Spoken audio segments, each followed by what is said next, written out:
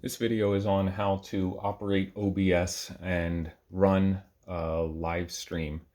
So you've already set everything up, connected all of your devices, and now you're ready to go. So just a few notes before I show you how to connect OBS to YouTube.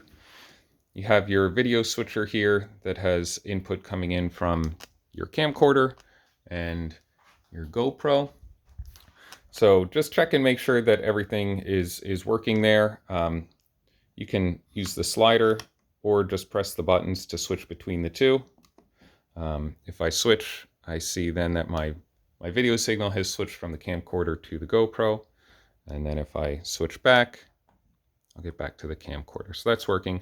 Check that your mics are working. Make sure that everything is plugged in and turned on. Here's your lavalier mic.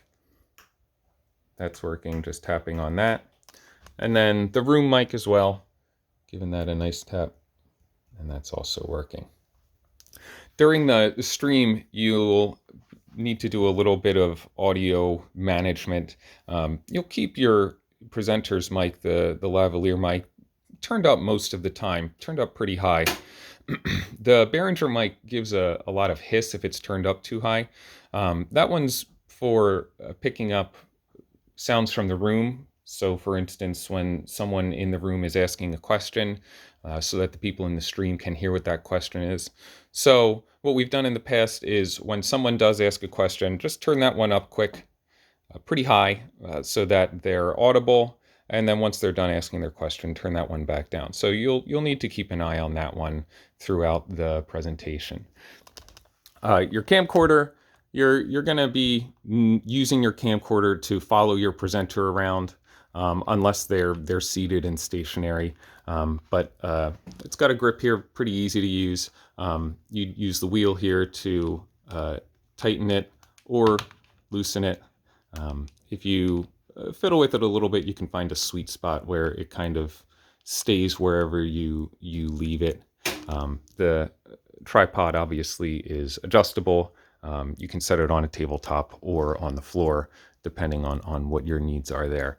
But you'll need to have it pretty close to you so that you can operate the computer, keep an eye on the computer, and also manipulate this.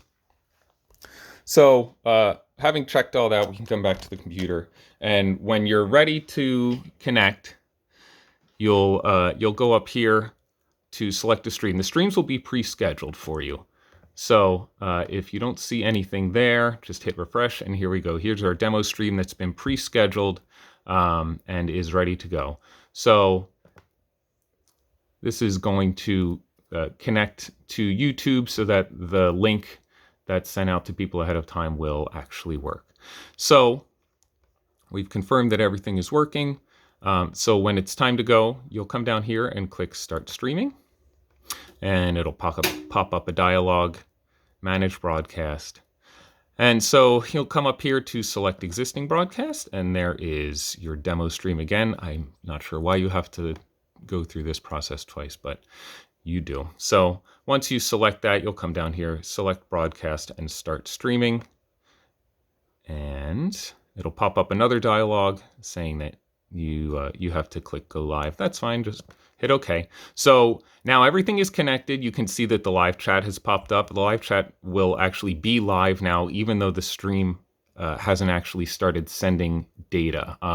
The people watching on YouTube will still see just the hold screen, or the test pattern, whatever you want to call it, until you click this Go Live button. But at this point, the chat is live, so you could greet everyone. And then once you're ready to start, probably a few minutes before your first presenter is set to go on, you would just hit Go Live, and now everything is going to be connected. So mics are hot, audio data and video data is going up to YouTube. You should be able to see people responding to you here. Usually if there's any issues with the audio or the video, people will let you know in the chat pretty quickly. Sometimes you'll get some data up here that'll just tell you how many people are watching, the health of the stream. It doesn't always work, but that doesn't mean that the stream isn't working. I wonder if I click here. if it'll let us see. Oh, there we go. Okay, there it goes. Tells us that our stream health is excellent. That means data's getting up and down very easily. So that's that, and then you'll pretty much be managing that throughout the stream. If at any point you want to stop sending data but have the stream remain open, so basically during breaks or during lunch, if you wanted the screen to go black and not have the people watching on YouTube be able to, say, hear you eating lunch, you can hit stop streaming. Oh no. Well, yeah, okay, you can do that. And then it'll just kind of pause the stream for a while. And then when you're ready to restart, you just hit start streaming again. So again, you could kind of pause the stream between presenters. And then the last thing would be at the end of the day when you're fully finished with everything. The way to close everything out is to hit end broadcast here. Just want to make sure that you don't hit this before you're ready, because it will shut everything down, and you won't be able to reuse that stream link. You won't be able to reopen it. Good idea to let people know before you're going to do that. Go into the chat and say, hey, we're going to shut down the stream in 1 minute, 3 minutes, whatever. Just give them a heads up. And then when you're ready, you'll hit end broadcast, and that'll shut everything down. It'll stop sending data, stop auto recording onto YouTube, and at that point you can turn everything off, disconnect it, pack it up, shut down the computer, and you're all done.